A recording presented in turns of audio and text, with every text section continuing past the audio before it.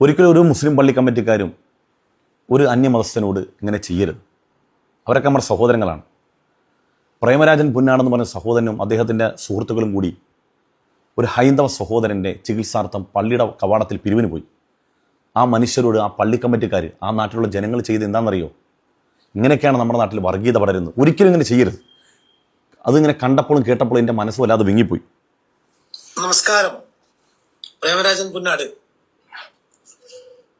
നമ്മൾ ഇന്നൊരു പേഷ്യന്റിന് വേണ്ടിയിട്ട് അദ്ദേഹത്തിന് ഒരു അടിയന്തര സർജറിയുടെ ആവശ്യത്തിന് വേണ്ടി വലിയൊരു ഫണ്ട് സമാഹരിക്കേണ്ടി വന്നു.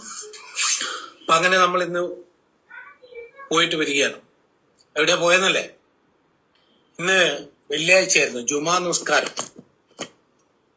മുസ്ലിങ്ങളുടെ പള്ളികളിൽ, ഇസ്ലാമിന്റെ പള്ളികളിൽ എന്ന് പറഞ്ഞാല് മാപ്പിളമാറ പള്ളിയിൽ അവിടെ പോയി കുറെ ഒന്ന് രണ്ട് പള്ളികളിൽ കുറെ ആളുകളാക്കി. മറ്റ് ഒരു പള്ളിയിൽ ഞാനും നിന്നു, വണ്ടി വിരിച്ചു. അതിനവിടെ വണ്ടി വിരിക്കാൻ വേണ്ടി പോയപ്പോ 3-4 ആളുകൾ നമ്മുടെ അടുത്തേക്ക് വന്നു. കണ്ടാല് ഒരു ഭീകര ലുക്കൊക്കെ ഉണ്ടാവും, ഭയങ്കര ഭീകരന്മാരാന്ന് തോന്നിപ്പോ. അങ്ങനെ ഭീകര ലുക്കുള്ള 2-3 ആൾക്കാർ വന്നിട്ട് ചോദിച്ചു, വന്ന സംഭവങ്ങളെ കുറിച്ച് ചോദിച്ചു, അവരോട് കാര്യങ്ങൾ പറഞ്ഞു. അപ്പൊ അവര് പറഞ്ഞൊരു കാര്യം ചെയ്യും, നിങ്ങളിൽ നിന്ന് 2 പേര് ഞങ്ങളോട് കൂടുക, ബാക്കി 2 ആളെടുക്ക്, ഇവരെ സഹായിക്കാൻ ഇവിടെ 2 പേരെ ആക്കാം. ആ പള്ളിയിൽ നിന്ന് 2 പേരെ അവരെ സഹായിക്കാനാക്കി നമ്മളെ മറ്റൊരു വലിയൊരു പള്ളിയിലേക്ക്, 2 പള്ളിയിലേക്ക് പോയി. അവര് ആ 2 പള്ളിയിൽ പോയി അവിടുത്തെ ഉസ്താദിനോട് കമ്മിറ്റിക്കാരെയും കണ്ട് കാര്യങ്ങൾ പറഞ്ഞു. അവിടുന്ന് അവരും പിരിച്ചു, അവരും നമ്മളൊപ്പരം ചേർന്നു. എന്നിട്ട് അവര് വന്നിട്ട് എല്ലാം എണ്ണി തിട്ടപ്പെടുത്തിയതിനു ശേഷം അവരുടെ ഗൾഫ് ബന്ധങ്ങളും അവരുടെ മറ്റു ബന്ധങ്ങളും ഉപയോഗിച്ച് അവർക്ക് വേണ്ട കാര്യങ്ങൾ ചെയ്തു കൊടുത്തു. അവർക്കിപ്പോ ആവശ്യത്തിന് ഉള്ള ഫണ്ട് സമാഹരിക്കാൻ പറ്റി. കള്ളപ്പണവും വിദേശ പണവും അതുപോലെ തന്നെ കള്ളനോട്ട് അടിച്ചൊക്കെ പൈസ ഇല്ലേ, അതെല്ലാം കൂടെ സമാഹരിച്ച് കൊടുത്തെന്ന്. ഇത് നമ്മള് ഇന്ന് ജുമാ നമസ്കാരത്തിന്റെ സമയത്ത് പള്ളികളിൽ പോയിട്ട് സമാഹരിച്ച ഫണ്ടാണ്. ഇത് പറയാൻ കാരണം, നമ്മുടെ നാട്ടിൽ എന്ത് പറയുമ്പോൾ തൊട്ടേനും തൊടുന്നതിനും എല്ലാം ഹിന്ദു മുസ്ലിം അങ്ങനെയൊക്കെ പറഞ്ഞിട്ട്.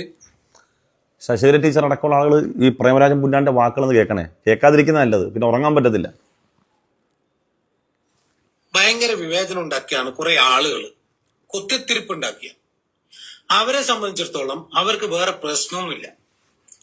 AC മുറിയിലിരുന്ന് ഇന്നോവ കാറിൽ സഞ്ചരിച്ച് നല്ലോണം വെട്ടിവിഴുങ്ങി എല്ലിന്റെ ഉള്ളിൽ കുത്തിയിട്ട് അവർക്ക് എന്തും വിളിച്ചു പറയാം. ഇവിടെ ഒരു ഹിന്ദു. നമ്മൾ മനസ്സിലാക്കേണ്ടതേ, എത്ര കൃത്യമായിട്ടാണ് പ്രേമരാജൻ പുന്നാട് ആ കാര്യം പറഞ്ഞത്.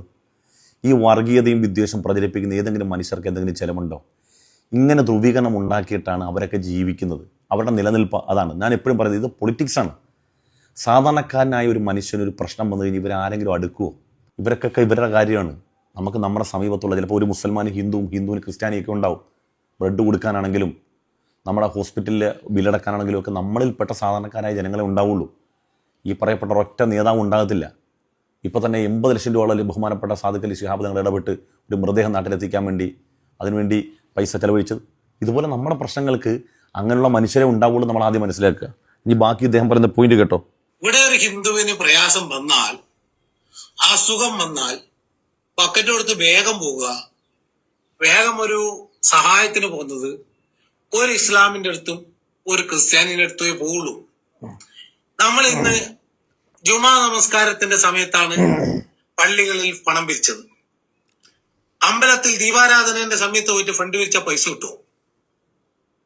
കിട്ടിയിട്ടില്ല ഇതുവരെ. അനുഭവം അങ്ങനെയാണ്. എന്റെ ഒരു സുഹൃത്ത് അദ്ദേഹത്തിന്റെ ഭാര്യയ്ക്ക് വേണ്ടിയിട്ട് ഒരു ഫണ്ട് പിരിക്കാൻ വേണ്ടിയിട്ട് ഒരു തെയ്യ സ്ഥലത്ത് പോയി. തെയ്യ സ്ഥലത്ത് നിന്ന് അനൗൺസ് ധാരാളം ചെയ്തു, ബക്കറ്റും കൊണ്ടുപോയി. ആ കിട്ടിയത് 2500 രൂപയാണ്. അതിനപ്പുറം ഒരു ഫണ്ടും കിട്ടിയില്ല. എന്തിനായി? ഇതാണ് അവസ്ഥ.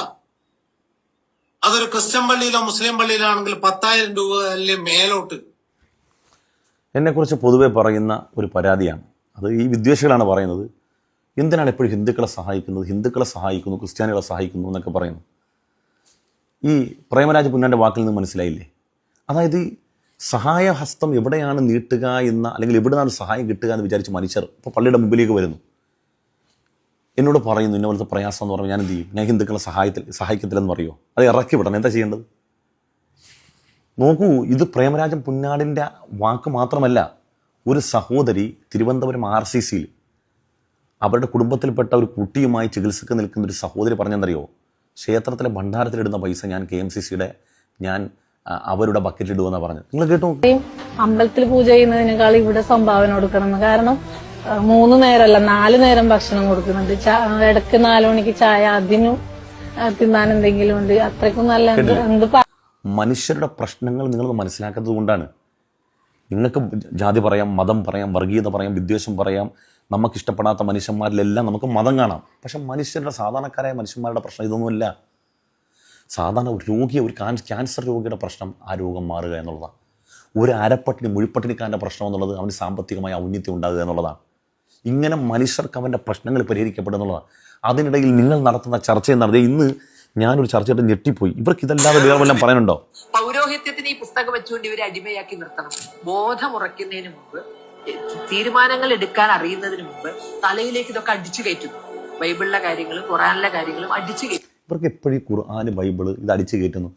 എൻ്റെ പൊന്നാര ശശികല ടീച്ചറെ, ഞാൻ നിങ്ങൾ ഈ ടീച്ചറെന്ന് വിളിക്കാൻ അർഹതപ്പെട്ടത് കൊണ്ടല്ല, ഞാൻ ആ റെസ്പെക്റ്റ് നിലനിർത്തി സംസാരിക്കുന്നത്. ഇതിനെക്കാട്ടി താഴ്ന്ന നിലയ്ക്ക് സംസാരിക്കാൻ എനിക്കറിയാം. നിങ്ങൾ ഈ അടിച്ചു കയറ്റുന്നത്, ഇങ്ങനെ അടിച്ചു കയറ്റുന്നത് കൊണ്ടുള്ള ഗുണം എന്തറിയോ? ഇങ്ങനെ അടിച്ചു കയറ്റിയ ആ മനുഷ്യർ പള്ളി ഉണ്ടാക്കി മദ്രസ ഉണ്ടാക്കുമ്പോൾ അവിടുന്ന് പഠിപ്പിച്ച് കൊടുക്കുന്നതിന് ഗുണമാണ് നിങ്ങളുടെ കൂട്ടത്തിൽപ്പെട്ട മനുഷ്യർക്ക് ഒരു പ്രയാസം ഉണ്ടാകും. അങ്ങനല്ല, നമ്മൾ മനുഷ്യർക്കൊരു പ്രശ്നം ഉണ്ടാകുമ്പോൾ ഒപ്പം ചേരാൻ നമ്മൾ മനസ്സ് വരുന്നത് അതുകൊണ്ടാണ്. നമ്മുടെ നമ്മളെല്ലാവരും ജന്മസിദ്ധമായി നന്മയുള്ളവരാണ്. ആ നന്മയെ പ്രോത്സാഹിപ്പിക്കലാണ് മതത്തിൻ്റെ പണി. അതിങ്ങനെ നമ്മൾ ഹൃദയത്തിലേക്ക് സ്വാംശീകരിക്കുമ്പോൾ സ്വാഭാവിക ഒരാളുടെ പ്രയാസം കാണുന്ന സമയത്ത് നമുക്ക് വേദന ഉണ്ടാകും, ഫീലിങ്സ് ഉണ്ടാകും, കൊടുക്കാൻ തോന്നും. കൊടുത്താൽ കിട്ടുന്ന പ്രതിഫലത്തെക്കുറിച്ചുള്ള ഓർമ്മകൾ വരും. നമ്മൾ കൊടുത്താൽ നമ്മൾക്ക് ഒരു പ്രതിസന്ധി വരുമ്പം നമ്മളെ ആരെങ്കിലും സഹായിക്കും എന്നുള്ള ബോധം വരും. ഈ വർഗീയതയും പച്ച തോന്നിയാസം പറഞ്ഞ് എത്ര നാളെ ഇങ്ങനെ പുഴുത്ത് ജീവിക്കും? നിങ്ങളിതെല്ലാം പറഞ്ഞിട്ടും ഈ നാട്ടിലെ നല്ലവരായ മനുഷ്യർ എങ്ങോട്ടാണ് ഓടി വരുന്നത്? ഈ പള്ളിക്കവാടങ്ങളിലേക്കല്ലേ? ഇതെല്ലാം നിർത്തിയിട്ട് നിങ്ങളിലേക്ക് മനുഷ്യർ ചുരുങ്ങാൻ ഓടി വരാൻ നട്ടല്ലുണ്ടോ ഇത് ജനങ്ങളോട് പറയാൻ? ഒരൊറ്റ പള്ളി കവാടത്തിലേക്ക് പോരുത്, ഒരു ഒറ്റ ക്രിസ്ത്യ ദേവാലയങ്ങളിലേക്ക് പോരുത്, ഇവിടുത്തെ സാധാരണക്കാരായ ഹിന്ദുവിന് ഒരു പ്രശ്നം ഉണ്ടായിക്കഴിഞ്ഞാൽ ഞങ്ങളെ മാത്രം സമീപിക്കണം, വേറെ എങ്ങോട്ടും പോകാൻ പാടില്ലെന്ന് പറയാൻ നട്ടലുള്ള ഒരുത്തനുണ്ടോ? ഇല്ല എന്നുള്ളതാണ്.